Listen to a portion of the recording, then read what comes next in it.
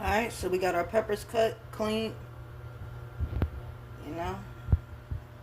We're going to add some olive oil, some butter, some salt, pepper, and garlic to the inside and outside. We're going to bake them on 250 for about 20 minutes. Alright, peppers is done, y'all. This is how it should look. This is how it should look. Nice and clean, juicy in the inside. I'm going to get a nice little helping. Don't be stingy.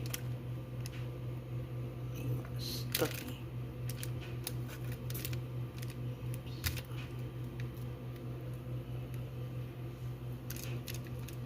Don't be stingy. You want to get it on there.